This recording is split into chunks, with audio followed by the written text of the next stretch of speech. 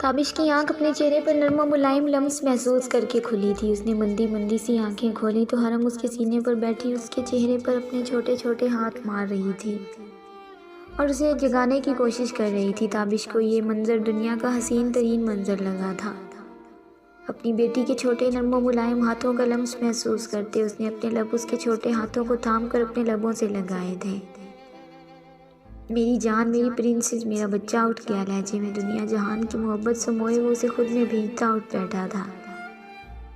बाबा भूख। हरम अपने नन्हे हाथ उसकी शर्ट पर रखती क्यूट सा मुंह बनाती बोली थी। ताबिश ने एक नज़र अपने करीब नींद में डूबी निम्रा पर डाली। ये शायद रात को रोती हुई सोई थी। कमर पर खूबसूरत बालों की आबशार बिखरी पड़ी थी। शायद वो रात का ताबिश का अंदाज भूल गई थी, इसलिए अपनी माँ को जगाने की बजाय उसे उठाया था और यही बात ताबिश मलिक को अंदर तक सरशार कर रही थी। मैं सदके, मेरा बच्चा, भूख लगी है मेरी बेटी को। ताबिश उसके मासूम चेहरे को हाथों में भरते उसके माथे पर लब रखते हुए उसे उठाता पाँव में चप्पल अड़सता उठकर कमरे से बाहर निकल गया था। उसका रुख किचन की जानिब था। आरम को स्लेब पर बिठाकर उसके लिए दूध गर्म करके उसके लबों से लगाया। उसे गोद में भरता हुआ खामोशी से कमरे में आकर बेड पर उसके करीब दराज हो गया था। हरम को दरमियान में लिटाया। ताबिश से छोटी छोटी बातों के दौरान हरम ने दूध खत्म करके अपना फीडर ताबिश की जानिब बढ़ाया।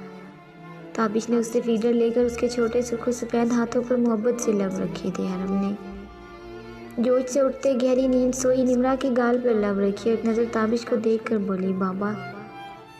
बाबा किस, मामा किस, बाबा डांटा। वो नाक चढ़ाती अपने बाबा से नाराज़गी का इजहार कर रही थी और अपनी माँ से ऊंची आवाज़ से बात करके याद दिलाती इजाले के तौर पर उसे किस करने का बोल रही थी। मेरी जान, क्यों मुझे मरवाने का इरादा है? पहले ही आपकी मम्मा रात पर रोती नाराज़गी का इजहार करती सोई है। नो बाबा। हमरा निम्रा के गाल पर लब रखती ताबिश को अपनी मोटी मोटी आंखों से घूरती बोली थी। अक्सर निम्रा को भी हरम की बातों की समझ ना आती थी, लेकिन ताबिश अपनी बेटी का हर अंदाज हर बात समझ जाता। ओके मेरी प्रिंसेस। ताबिश ने हार मानते निम्रा पर झुकते हुए उसके गाल पर लब रखे थे। अच्छे बाबा। हरम ताबिश के गाल पर लब रखती बोली। ताबिश ने आंखों में इस्ताइश लिए उसके गालों पर लब रखे थे।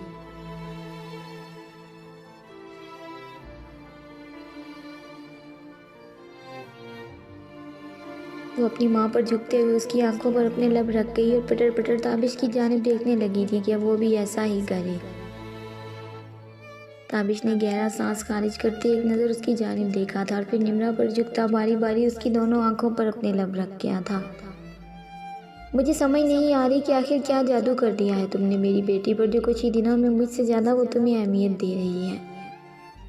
ताबिश ने झुकते हुए उसकी कान की लो पर लब रखते मोहब्बत भरी सरगोशी की थी। निम्रा ने आंखें खोलकर एक नज़र ताबिश पर डाली और एक ज़ख्मी मुस्कुराहट चेहरे पर सजाए गोया हुई थी। ये तो जिस्म के ज़ख्म हैं, भर जाएंगे। रूह पर दिए ज़ख्मों का आप कैसे मदावा करेंगे? अपने दिए गए ज़ख्मों का क्या ख्याल है? ताबिश ने उस पर खिश्मगी निगाहों से उसे देखा था और फिर लब भींच कर सीधा होकर बैठ गया। निम्रा ने उसकी बात सुनते एक शिकवा कुना निगाह उस पर डाली थी।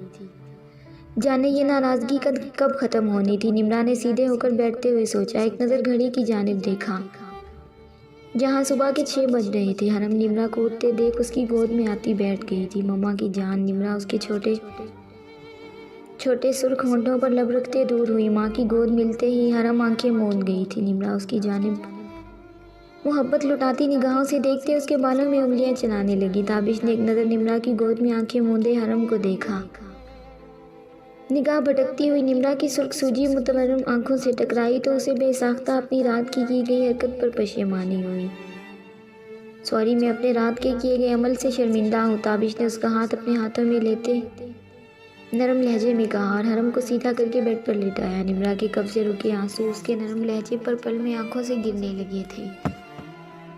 उसकी सुर्ख आंखें, तपते गाल और तजाद उन पर बहते आंसू ताबिश को बेचैन कर गए थे। ताबिश ने खींच के उसे सीने से लगाया था। आई एम सॉरी, दोबारा ऐसा नहीं होगा। निम्रा उसके सीने से लगती सी सकने लगी थी। मैं जानता हूँ अपने गुस्से में तुमसे सख्त रवैया इख्तियार कर गया था। ताबिश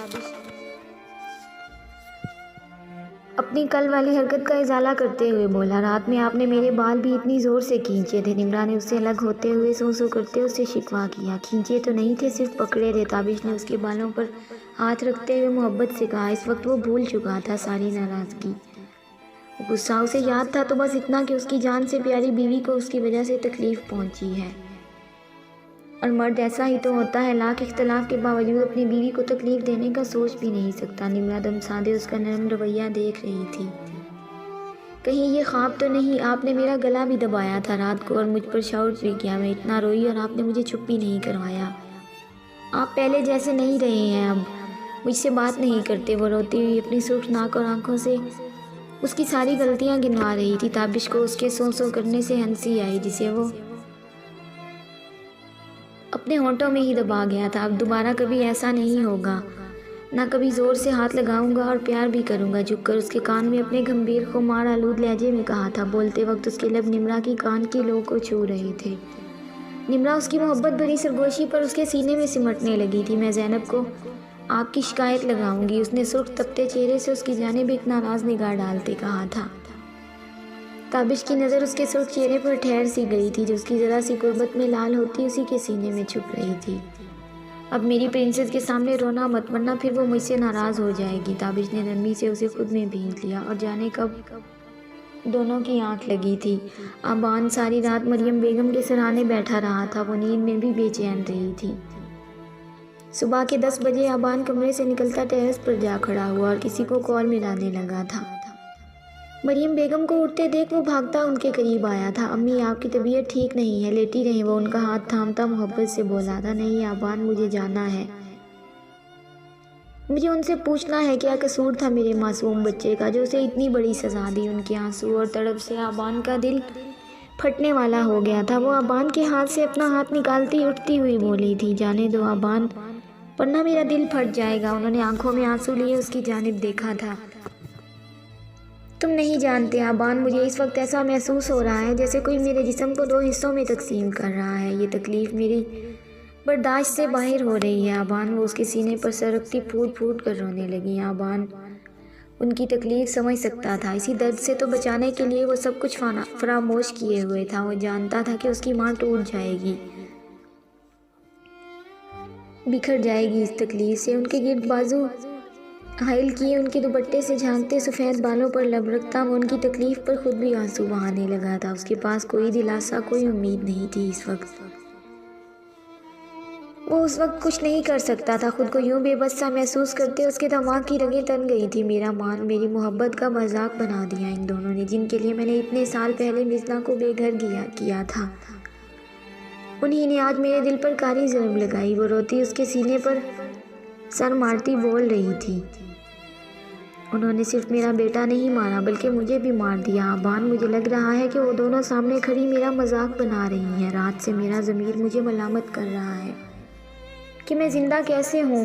ये सब जानने के बाद उसके साथ लगी मुसलसल रो रही थी, और दरवाजे के पार खड़ा वजूद जलजलों की जद में आया था। जैसे साकित निगाहों से वो दरवाज़ा धकेलते अंदर दाखिल होते मरियम बेगम के कांपते वजूद को देख रहे थे। आबान ने अपनी सुर्ख नम निगाहें उठाकर हसन चौधरी को देखा था। उनकी चाल में बाकायदा लड़खड़ाहट थी, और वो मुर्दा कदमों से चलते मरियम बेगम के करीब आकर बैठे। मरियम बेगम ने एक नज़र उनके चेहरे पर डाली और रोती हुई उनके सीने से लग गई थी। दोनों का दुख तो एक था, दोनों ने अपना जवान बेटा खोया था। हसन चौधरी जबत का दामन छोड़ते उनके गिर्द बाजू हमाइल करते फूट फूट के रो दिए। आबान चौधरी ने अपने माँ बाप की दगरगो हालत पर झुकते ज़मीन पर उनके सामने बैठते हुए दोनों को अपने हिसार में लिया।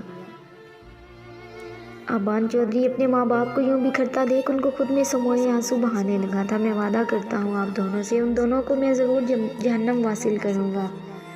दोनों तड़पेंगी। चेहरे पर चट्टानों जैसी सख्ती लिए वो उनसे दूर होता हसन चौधरी के लरजते निढाल वजूद को देखता फनकारा था। बहुत रो लिया हमने, अब रोने का वक्त उन दोनों का है जो गुनाह करके कितने आराम से बैठी हैं और इस हवेली पर राज करने के ख्वाब देख रही हैं। बहुत बन लिए हम पागल, अब उनकी बारी। मरियम बेगम ने डुबडुबाती आंखों से उसे देखा था,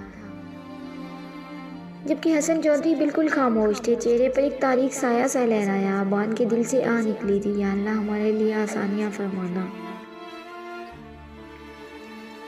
नूरुलैन और हमना बेगम डाइनिंग हॉल में बैठी नाश्ता कर रही थी और फजर स्कूल गई हुई थी, लेकिन खिलाफे तवक्को आज नाश्ते पर कोई नहीं था। ना हसन चौधरी और ना ही मरियम बेगम। उन्हें कुछ अजीब लगा था, लेकिन फिर सर झटकते नाश्ता करने लगी। आबान नहीं आया अभी तक, नूर और भाभी भी गायब हैं। सब खैरियत तो है? किसी से पूछना था। हमना बेगम पराठे का नवाला मुंह में डालती बोली, अम्मी आप जानती तो हैं आबान अपनी मर्जी से नाश्ता करते हैं और ताई उनके कमरे में होंगी। नूरुलैन लापरवाही से कहती कंधे उचकाती बोली थी, बीबी जी बाहर पुलिस आई है, अंदर आने का कह रही है वो लोग। मुलाजमा उनके करीब आते बोली तो नूरुलैन ने सर उठाते अचंभे से हमना बेगम की जानिब देखा। पुलिस यहाँ क्या करने आई है? वो भी मजीद कुछ कहती नीचे आते आबान ने बुलंद आवाज़ में उन्हें अंदर आने की इजाज़त दी थी। हमना बेगम और नूरुलैन भागती तवील और अरीज लाउंज में दाखिल हुई थी और परेशानी से उसकी जानिब देखने लगी। आखिर ये क्या हो रहा है? आबान की इजाज़त मिलते ही पुलिस एहलकार अंदर दाखिल हुए थे और उनके साथ लेडीज़ कांस्टेबल भी थी। गिरफ्तार कर लें इन दोनों को, मेरे भाई का कत्ल किया है इन्होंने। आबान ने सर्द अंदाज में चेहरे पर सख्ती लिए उन्हें कहा तो इनके साथ मौजूद लेडीज़ उनके करीब जाने लगी थी। नूरुलैन और हमना बेगम तो इस अफ्ताद पर हवास बाख्ता सी हो गई थी। ये क्या कह रहे हैं आप? आबान प्लीज़ ऐसा मत करें। नूरुलैन इन औरतों को अपने करीब आते देखकर चिल्लाई थी, जबकि हमना बेगम के तो चेहरे पर उन्हें देखकर खौफ के मारे एक तारीक साया सा लहराया था। दोनों माँ बेटी के चेहरे की हवाइयाँ उड़ी हुई थी, दिल पत्ते की मानिंद कांप रहा था। जब पुलिस एहलकारों ने उनके हाथों में हथकड़ियाँ पहनाई तो वो दोनों हाथ जोड़े आबान से भीख मांगने लगी थी। आबान मेरे बच्चे हमें माफ़ कर दो, बस एक बार उन्हें कहो हमें छोड़ दें। नूरुलैन मरियम बेगम और हसन साहिब को आते देख फ़ौरन उनकी जानिब लपकी। ताई जान देखें आबान क्या कर रहे हैं, प्लीज़ हमें बचा लें। वो उन दोनों के आगे हाथ जोड़ती मिन्नत भरे लहजे में इंतजा करने लगी थी। मरियम बेगम ने उसके चेहरे पर 2 ज़ोरदार थप्पड़ मारे थे। शर्म आनी चाहिए तुम्हें, तुम तो मर जाओ नूरुलैन, मेरे जवान बेटे को खा गई, तुम डूब मरो शर्म से। मरियम बेगम रोते हुए उसे झंझोड़ती बोली थी, तुम्हें शर्म ना आई ये सब करते हुए? अरे डाइन भी साथ घर छोड़कर हमला करती है, लेकिन तुम तो उससे भी पीछे छोड़ गई, अपने शौहर को खा गई। तुम दिल चाहता है यहीं तुम्हारी जान ले लूँ। वो सर थामे बैठती रोने लगी थी। ले जाएं इन दोनों को और सजाए मौत मिलनी चाहिए इन्हें। इन दोनों का गुनाह काबिल माफ़ी नहीं है।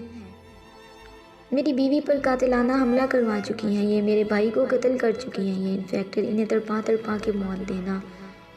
आबान ने सुर्ख चेहरे और तनी हुई रगों के साथ उन्हें खून आशाम निगाहों से देखा था और तेश के आलम में दौड़ा था। हमना बेगम तो उसकी नज़रों की ताब न लाते दौड़ती हुई हसन चौधरी के पाँव में गिर गई थी। भाई साहिब बस एक बार हमें माफ़ी दे दें, हमारा गुनाह काबिल माफ़ी नहीं है, लेकिन हम शर्मिंदा हैं, हम सुधर चुके हैं। हसन चौधरी के पाँव पकड़ती वो रोती हुई बोली।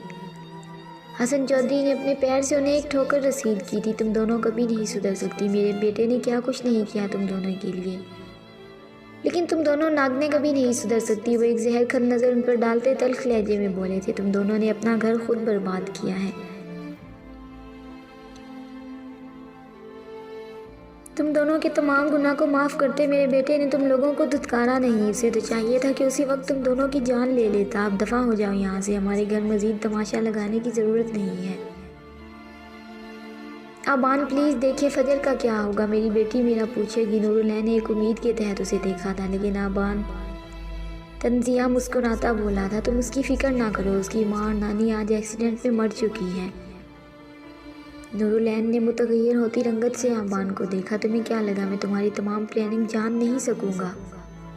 बहुत बना लिया बेवकूफ़, जानता था मैं रात में क्या किया गया तुम्हारा ड्रामा और मेरी बेटे पर। तो मैं तुम जैसी गलीज़ औरत का साया तक न बर्दाश्त करूँ। मैं सिर्फ अपने माँ बाप की वजह से खामोश था, लेकिन अब तुम दोनों का गलीज़ चेहरा उनसे छुपा नहीं रह सका। वो उसकी जानिब देखते कराया था, मुझे अफसोस रहेगा कि कभी तुम मेरी बीवी रही हो। कहते हुए आबान ने उसे तलाक दे दी थी। मैं आबान चौधरी अपने पूरे होशो हवास में तुम्हें तलाक देता हूँ। खड़े खड़े उसने नूरुलैन को 3 बार तलाक देकर फारिग किया था। आज से हमारे लिए तुम दोनों मर चुकी हो, हम किसी नूर और हमना को नहीं जानते।